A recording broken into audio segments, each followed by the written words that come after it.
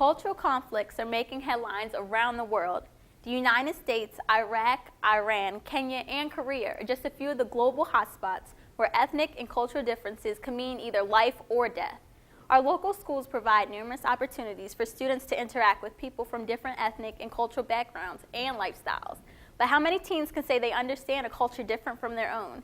Is being culturally aware the answer to world peace, or is it just a trendy way of being politically correct? We'll examine the cultural climate in our schools and more up next on Peer Pressure.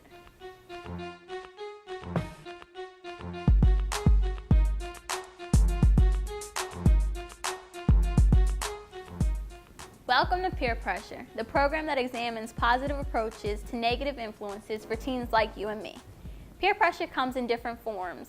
Some teenagers feel pressured by their friends to do something they don't want to do, feel uncertain about, or know is wrong. Like teasing a classmate because he or she is from a different culture and does some things differently than others. Hi, I'm Giovanni. Today's episode of Peer Pressure is about race and cultural awareness among teens. Being culturally aware means recognizing that we are all shaped by our cultural background, which influences how we interpret the world around us, perceive ourselves, and relate to other people. There are many ethnic groups and cultures in our society that are unique and have customs that are different from other cultures. However, sometimes problems arise because we fully don't understand one another and we don't respect each other's differences. What steps can we take today to help create a cultural unity? We will talk to some sharp teens and learn about their experiences with cultural diversity in their schools. We'll also talk to some adult experts who will share their knowledge on how to enhance cultural community in schools. Let's meet our teens guests. Please introduce yourselves. Hi, I'm Kristen. I'm 15 years old and I'm African American. My name is Mohammed. I'm 19 years old and I'm Arab. Okay. I'm Hong. I'm 17 years old and I'm Asian. Okay. Can you tell me some of the other cultural backgrounds of students or teachers in your school? Well, I attend Poly and it varies. There are African Americans and Caucasians. There are Asians and Hispanics. I mean, we're all in there. Big melting pot. And so it's like, it's all mixed up. So there's like all different type of cultures and people from different countries, so. Everybody. It's the same in my school. We have all kinds of races and ethnicity, cultural backgrounds. So it's really just a mixture of people. Okay, what type of experience have you had with fitting in with everybody in their different cultures? Oh, it's kind of difficult at times. I mean, unless you're with someone who speaks the same language with you, it's kind of hard. Like, sometimes you find yourself with a group who speaks Spanish or something, and you're not fluent in that language. So you're like just standing there listening like, oh my gosh, this is so awkward. But most of the time, it's pretty good. I get along with a lot of people, and we pretty much hang together. It's cool. It's nice. Do you think it's difficult trying to fit in with everybody? Yeah, I mean, at first, when I first came, it was difficult, but then I got used to it.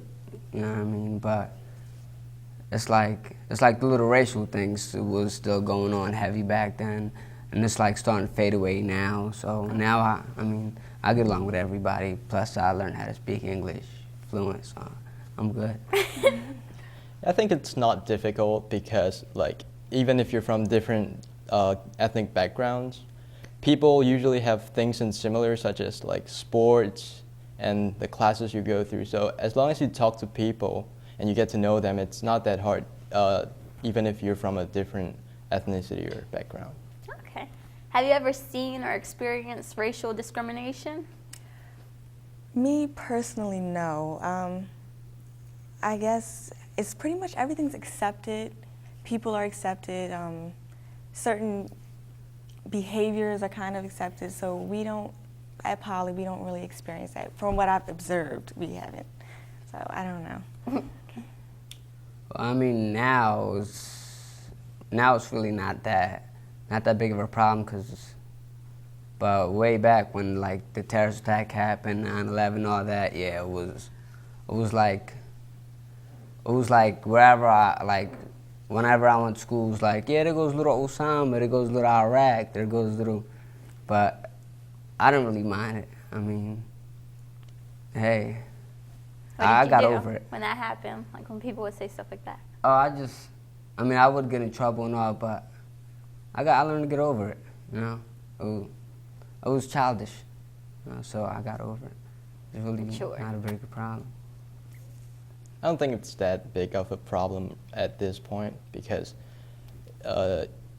if you be nice to people, they're usually nice to you, so it's not that big a problem. What are some of the major stereotypes people in your ethnic background face on a daily basis? Oh my goodness, I hate it. It's like when you go to certain stores, if you put your hands in your pockets, or especially for African Americans, I've had certain situations where me and my brother would walk into a dollar store or something, and he'll have his hands in his pocket, a hat on his head, and he might have his shirt untucked and everything. And sometimes people actually follow you around the store and watch and make sure you don't pick up something, or, you know, I don't know, it's really uncomfortable. It feels really bad. And I think the most common stereotype is the thug kind of stereotype with the hats and the fake grills, or whatever you want to call it, and the baggy pants. I think that's one of the most stereotypes that are plagued onto African Americans, especially males. And I hate it. It's not, I don't think it's fair. I really don't. Well, the stereotypes that are on us Arabs is like the whole terrorism thing. I mean, it's like, I went to my country like 2 years ago. I went to Yemen, and I'm in the airport, and it's like they didn't treat us like they treated everyone else. They moved us to the side and they checked us alone, and everybody stared at us. And it's like whenever we leave at the house or go to a store, it's not that big, but in certain areas it is. I mean, where I'm living at, it's normal, but like certain areas, it's not normal. They look at us like we're different or something. And it makes me feel like they don't want us here, but Uncomfortable. I'm here to do what I'm going to do, so. That's true. Yeah, stereotypes in school are when people see that you're Asian, they automatically assume that you're naturally going to get 4.0 GPA, but they don't realize that you actually work hard for it. And because when you actually get a good grade and you get A's for stuff, they're going to be like, you only got it because you're Asian, and that's not true. Like, Asian people work hard for what they get, and by saying that, you're discrediting what they did. So. They work for. In school, do you tend to make friends with people from your same race or cultural background, or do you tend to get friends from your personal likes and interests? Me, personally, I prefer to diversify my choices. I hang out with everybody. I prefer it that way because I like to get a variety, or, you know, I like to see different personalities. I don't like to hang out with that one person every day. But I've noticed that a lot of us tend to intuitively like move together. Like when I go to the cafeteria, I have observed where African Americans will sit at one end of the table and Caucasians and maybe Asians sit at the other end. And we're all cool, okay? We all get along very well, but we're kind of separate. So it's very interesting to see that. But I do have, you know, Caucasian friends. I have lots of Asian friends. I prefer to diversify my, you know, choices with the people. So I like it that way. Yeah, same with her, but yeah, I get along with everybody. I mean, as soon as I walked in here, I got along with these two. Yeah. They're both from Poly. She's 15, you're 17. And yeah, I get along with basically everybody. I ain't got no problem. Yeah, I don't think race really plays a big part on the friends that you make. I think if I were to say something that really determines what kind of friends you go and hang out with, it would be the classes that you take, because you usually talk to friends that take the same classes and stuff like that. And that creates a really diversified atmosphere for people, because there are many different kinds of people in the same class and you hang out with them. That's true. Now, let's meet our adult experts who will also weigh in on this topic. Please introduce yourselves. My name is Tom Radaklog, and I'm a science teacher at Digital Harbor, and I'm from Ethiopia. Phyllis Coley, Renaissance Academy. I'm a counselor and African American. Marvin Gutierrez. I'm a math teacher here at Digital Harbor High School, and I was actually born in the U.S., but my parents are Hispanic from Honduras. What is cultural awareness and why is it important in school? I think cultural awareness is an understanding that in the individuality of cultures, there's something unique there, that we as humans have a commonality as one human race, but that every single ethnicity, every single group has something unique there, whether it's food, whether it's religion. There's something unique, you know, the fact that you want to visit Jamaica because it has a whole host of things, including warm beaches, and I might want to visit Morocco because there's a cultural experience that is unique to Morocco. So I think it's the uniqueness that it exists in each culture. And it's important because you can't communicate efficiently, especially in this day and age, without understanding that there is little nuances. For example, I think we were discussing earlier how if you make a hand gesture in one language or in one culture, it may mean something, and if you make that same hand gesture in another culture, that it would mean something different. So if you don't understand those nuances, then you're not communicating efficiently. So if we're in schools and we're trying to communicate to students or among peers or administrators, you need to understand where that person comes from and what the little nuances of that culture is. Okay. Many Baltimore City teachers represent different nationalities. What type of challenges do you think foreign teachers experience vice versa teachers that are from here in the States? I believe that as a counselor, I assist a lot of foreign teachers in classroom management. What I find, especially with teachers that come from a different background, the language is somewhat of a problem because sometimes they have a heavy accent and the students really give them a hard time because they look at them as being different, and sometimes they play on that as a weakness. So sometimes I have to come in and assist the teacher because when I come into the room, things can stop immediately. And only because I look the same way that they do in a lot of cases, or I can relate to them as in our same culture. But I like to explain to them that just because they're different doesn't mean they don't have the same experiences. So when we get to know them and I often have the teachers connect with the students to let them know that I care about you, I'm here for you. And normally, I'll say in an urban situation, our children can really pick up on those teachers who really care about them. So that helps to bridge the gap between the two different cultures. But I believe that dialogue needs to happen between the two. In addition to that, I believe that we owe it to different cultures to really to train, to educate. I know it sounds cliche, but I think that we have to begin to dialogue with the students and listen to them what they feel, as well as let the teachers give the students an opportunity to know how they're coming off to them. So I believe a lot of problems that they encounter is language. I believe that the culture is different. They don't understand that our students really do want to learn, even if they're not acting like they want to learn. So I just think that we need to start dialogue and really educating both parties. Okay. I've already asked the teens, but what do you think are some of the impacts and causes of racial discrimination in schools? Some of the impacts and causes of racial discrimination. The impact is, at times, it does affect each other. In students in particular, it affects their academic progress.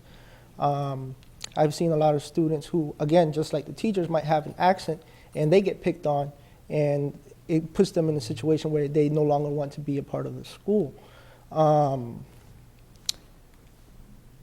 Also, the teachers who can relate to the students, especially the minority students in the classroom, sometimes might be the foreign students. Once the teacher can bridge that misunderstanding, it usually helps the students feel more comfortable inside the classroom. Okay. How do Baltimore City schools promote cultural awareness? One of the things that the city does that I think is phenomenal is that they have citywide schools, and this gives students an opportunity to go to schools with different students from different neighborhoods. Because the city of Baltimore, I think, is self-segregated.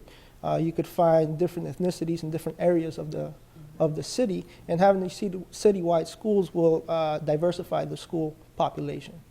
Thank you to our teen guests. When we come back, we'll talk to some more teen guests on how home life influences our ideas of cultural diversity and get advice on how to handle cultural differences right here on Peer Pressure.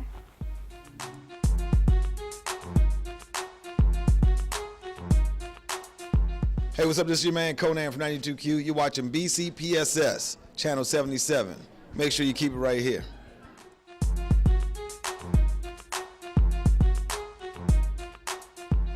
Welcome back to Peer Pressure. Today we are discussing cultural awareness and race relations and how it influences youth in both positive and negative ways. We're going to switch gears now and meet some new teens who are joining us in this discussion. Please introduce yourself. My name is Ella. I'm 16 years old and I am Caucasian. Okay. My name is Cassandra. I'm 14 and I'm Dominican. What language or languages are typically spoken at home? We really only speak English in our household. Okay. In my house, we speak both Spanish and English. Mainly we speak English, but we do speak Spanish a lot though. Okay. I'm from a bilingual family, so in my family we speak both Chinese and English. Okay. Is it important to you or your family to speak your native language at home? Well, my ancestors are mostly of Western European descent, but we've been in America for quite a few generations now, so we really only speak English at this point. Okay. Yes, it is actually very important because there are many people in my family who don't speak English, even though they do live here in America. Some live in foreign countries, but a lot of them don't speak English. So it's considered a bad thing to not know how to speak Spanish in my family. So. Yeah, my parents do put an emphasis on knowing your native language, but at the same time, because we speak English in school and English and Chinese at home, it's really not that big a deal if you don't speak Chinese. Okay. How much influence has American culture had on your own culture, or has it just stayed the same mostly? Well, as I've said, our family has been in America for quite a few generations now, so we've really, at this point, we've pretty much just become American. We really speak English mostly in our family, and we pretty much adjusted to American culture completely. Okay. Well, we do some heritageal things like Spanish things in our family, but we're mainly just American. We still do many Spanish things, but we mainly have been used to being American, so we do American things most of the time. Okay. There is a balance in my family. We celebrate both American holidays and we celebrate Chinese holidays such as the Lunar New Year's and Chinese New Year. So there's a balance in the celebration of different festivals, and the things that we celebrate are, really just equal. Okay. Let's talk about food. What's your favorite traditional food? Well, as for traditional food, I guess you mean American. I eat a lot of different kinds of food in my house. We eat a lot of pasta and bread and things like that. Okay. Well, my favorite ethnic food from my heritage is, I would say, rice and beans. We eat that a lot with, chicken, and we cook it in different ways and stuff. So it's really good, actually. I like food, any kind of food, really, as long as it tastes good. Do you think places like Papa John's Pizza or Taco Bell have true ethnic foods? Well, I actually don't. I think that the foods have been very Americanized over the years because Papa John's was mainly used to be Italian, but now it's become such an American type of food that it doesn't really taste like Italian food. If you were to go to Italy and have the same thing, it wouldn't taste the same. Same thing with Taco Bell. So I really don't believe that it's very true ethnic food. Okay. I mean, foods from other countries that come to America usually change slightly just because it's a marketing strategy and you're trying to make food for American people who are maybe not so used to the taste of places like Chinese food, for example. You change it slightly to fit American consumers better. So I'm pretty sure that there is some changes in the way the foods are made, but overall, I think the kind of food is still pretty much the same. Okay. I really think that it's nothing like traditional ethnic food. Fast food is truly an American invention. I think that the food that you would get at one of those restaurants would be nothing like what you would get if you went to the actual country and had some of their food. Do you believe that race would not be an issue if it was discussed a lot? Why or why not? I believe race will still be an issue because not discussing something means that you're ignoring it. And I think too, one of the things that we need to understand as people is to see people's color, see people's ethnicity, because that's validating that person as a human being, and that's where they're coming from. And you want to be proud. A lot of time, racial discrimination and misunderstanding is because people are not prideful where they come from. So when you say not to discuss race because it doesn't exist, because it does. When you walk into the room, it's obvious that I'm an African American woman. So to say that you don't see that, that's very offensive to me. I want you to see it, but I also want you to see the things that I am. I want you to see that I'm intelligent. I want you to see that I'm proud of who I am, and I'm not trying to assimilate into a different culture. So therefore, I believe that we need to start talking about it. We need to say it's okay to be different, and we don't all have to be the same. That's what makes us great. America is supposed to be the melting pot. So we don't all have to be the same. We just have to understand that there's differences and how we can embrace and accept everybody's differences to make it a better world.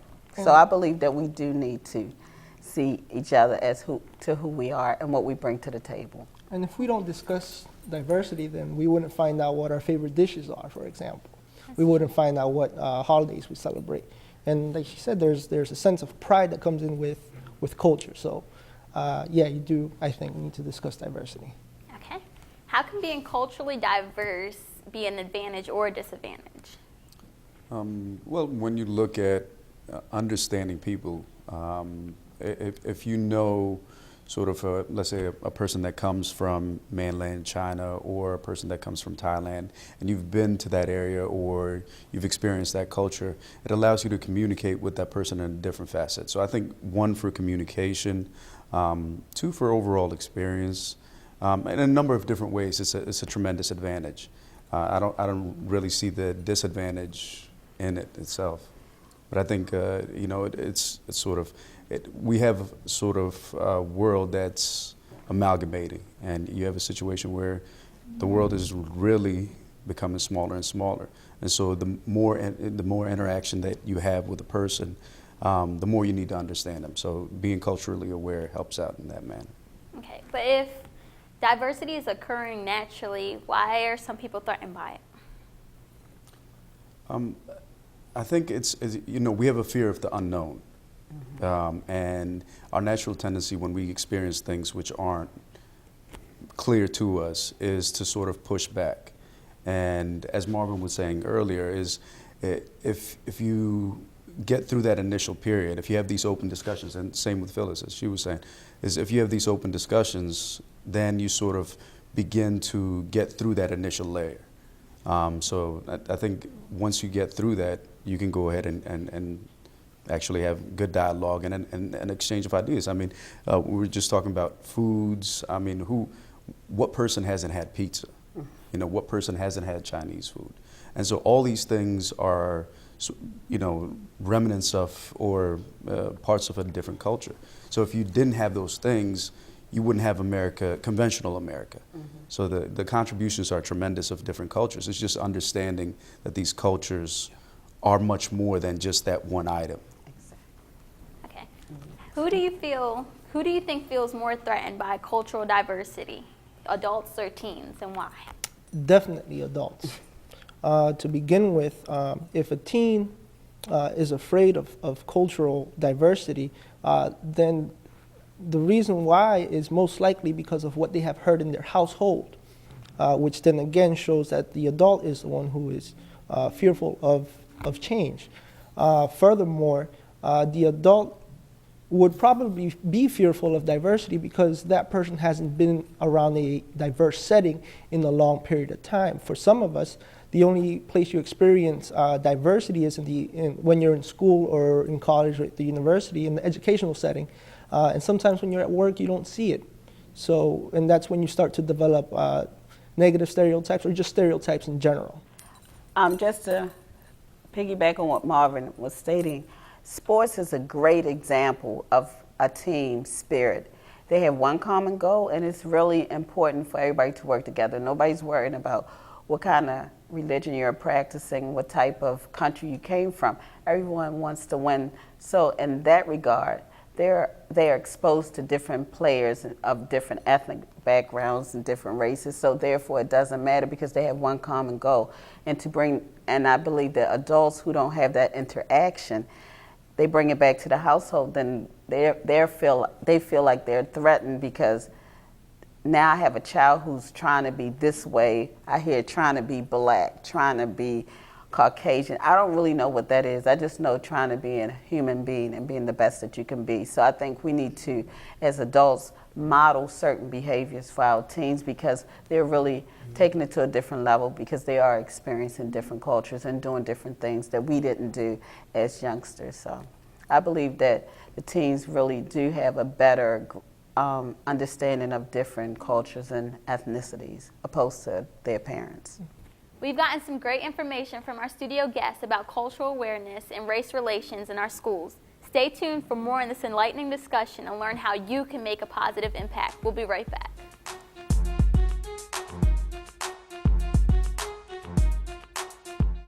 Journeys is sponsored by the Reginald F. Lewis Museum of Maryland African American History and Culture.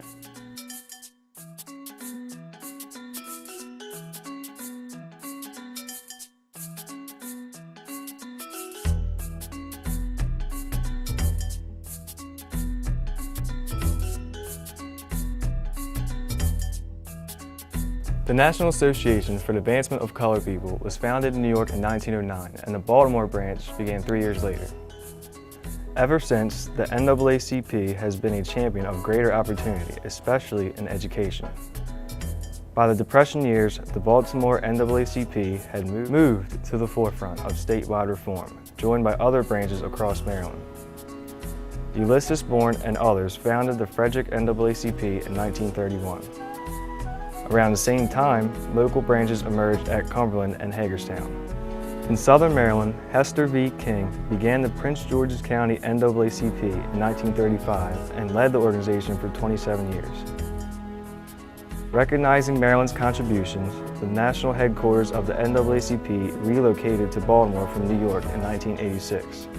Maylander Kwesi Mfume was elected national president of the organization in 1996.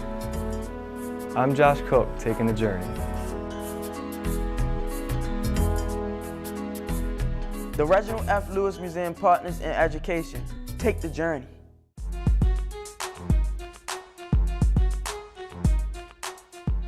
Welcome back to Peer Pressure. I'm Giovanni, and today's episode is all about race and cultural awareness in schools. Coming up, we'll talk about ways teens like you and I can make a positive impact when it comes to dispelling negative stereotypes and learning about other cultures. Let's hear what kind of ideas our teen guests have. What do you think schools should do to promote cultural awareness instead of promoting cultural insensitivity? Well, at my school, I think extracurricular activities help a lot. For example, at my school, we have a Bible club, we have an African American awareness club, there's a Jewish culture club, and I think they help a lot in terms of getting out awareness in what they do at the school. I actually agree a lot with what Emma said, that clubs and stuff are really cool, but I also think that they should have like not a celebration, but they should put on the calendars and say when it's an ethnic holiday coming up, like Cinco de Mayo or something like an Asian holiday or Caucasian holiday, something that not everybody knows of, so everybody can be aware of different cultural things.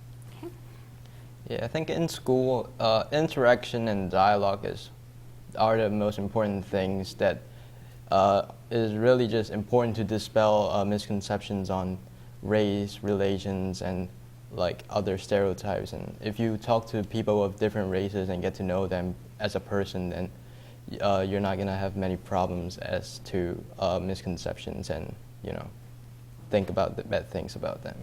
Okay.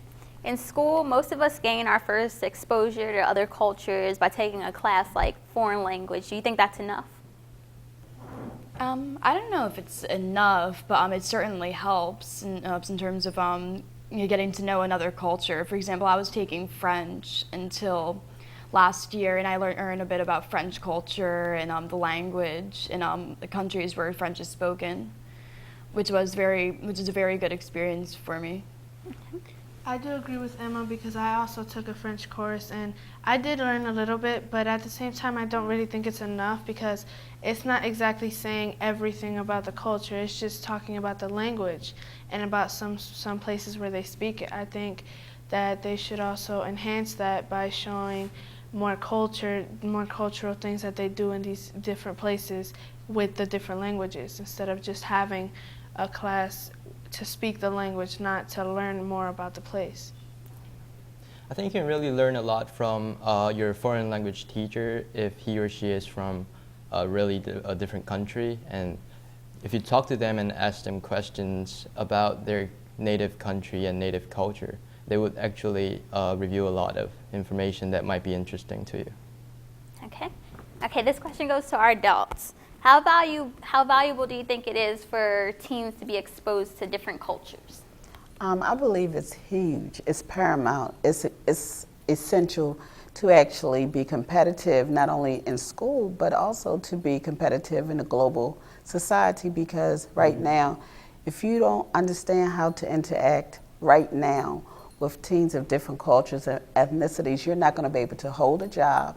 Well, first of all, get a job, to hold your job and keep a job and to progress in that job. So it's important, and that's a part of the educational learning experience. It's not only just about the book learning, it's also about learning how to socially interact with people who look differently, talk or maybe act differently from yourself, and to know how to elevate your professionalism and your academic learning to be culturally sensitive to someone else and to really be empathetic. So I believe that is huge, and I think we would be doing the children of Baltimore City a disservice if we did not expose them to field trips and being around other youngsters outside of what they're normally used to seeing. And to add to that, it's also for personal fulfillment to be truly happy. Mm-hmm.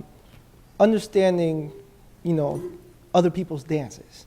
You know, if you want to go to an Arabic club, you're able to dance. If you want to go in salsa, you can go do that, or whatever you want to go do, you can do that. If you want to dance hip hop, then that's fine. Mm-hmm. Or if you want to go and learn capoeira, a Brazilian martial arts, then you can do that.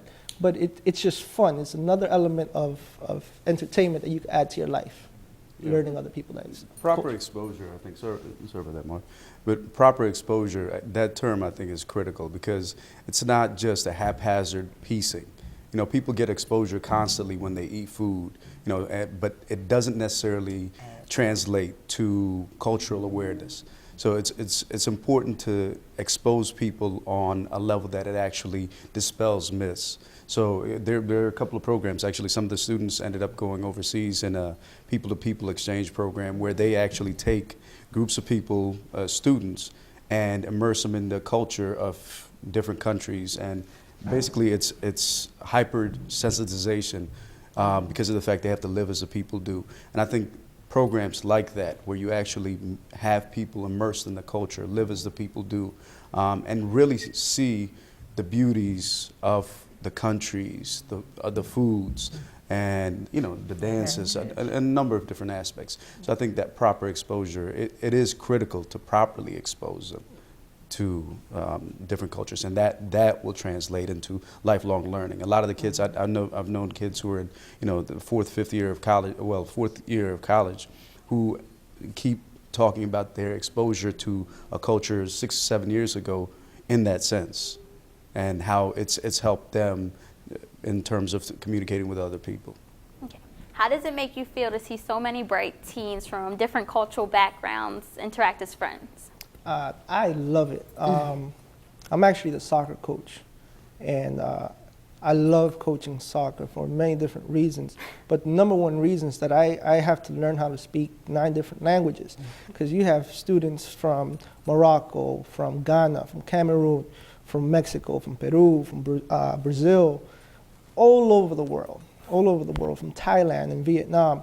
And it's wonderful that you see that they don't, That common goal. they have that common goal, exactly, and they don't really go on to talk about their differences. In fact, what they talk about is how their cultures is very similar, and how they pride and they educate each other on their cultures. And because you're not in a school setting and you're not surrounded by putting on that mask and being somebody that you're not, you learn so much more. The students do, and as a coach, seeing that is wonderful, wonderful.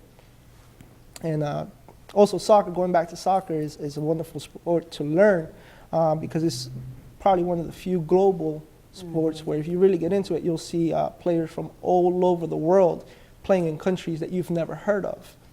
So it's very exciting to see that. What other resources do you know of that will help a teen if they're trying to find out more about a specific culture? Like any books or clubs or organizations? I mean, at this our school, we have I think it's Spanish Club, and there's actually the ESOL teacher coordinates with Mr. G, basically an international fair.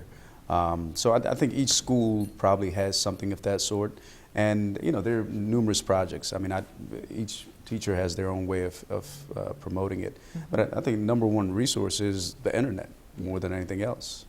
And another resource, especially for Baltimore City students, are their teachers. There are a lot of teachers from different countries and ethnicities, and if a lot of the teachers are afraid to share their culture, because I mean, if I'm teaching math, that's what I'm going to teach you. But if you come to me on a personal note and ask me any questions about my ethnicity, my background, or anything, I'll be more than willing to share with you. And I'm sure that most of your teachers probably feel the same way I do. Well, and one thing that I did at my school was American Education Week. We did a big world map, and what you do is you put, each teacher put down their country or where their country of origin, and then they explained it to the student and began to talk about their culture. It was a great exchange because American Education Week is a huge opportunity to kind of do something different, come outside of the box. And when you see a map and you say, wow, you know, he's from Peru, she's from here, whatever, and you get to see the diversification of your whole school, and then that's when you start appreciating what somebody has gone through. And then you begin to ask, what school did you go to? What college did you go to? When they talk about a college abroad, you may not have heard of it. Well, how was that? So again, it lends itself to different opportunities to kind of immerse into their culture just by simply, like you said, just listening to them and them showing you pictures because they're excited about where they come from. So again, using those platforms like American Education Week.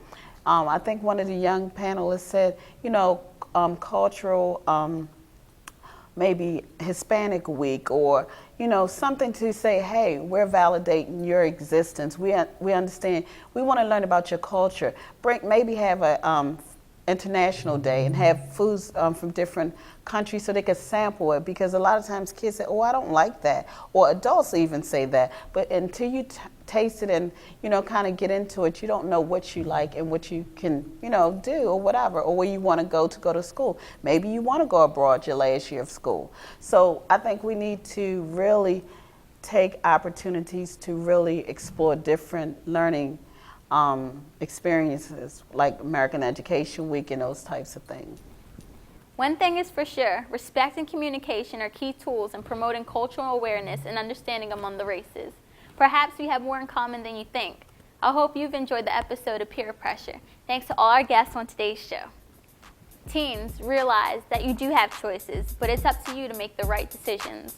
Remember, we want you to promote and celebrate our differences and not judge or discriminate others for being different. If you don't take the time to learn about others, you can miss the opportunity to meet someone special and learn something new. Be smart. Take advantage of the resources that will help you make healthy life decisions. I'm Giovanni, and we'll see you next time on Peer Pressure.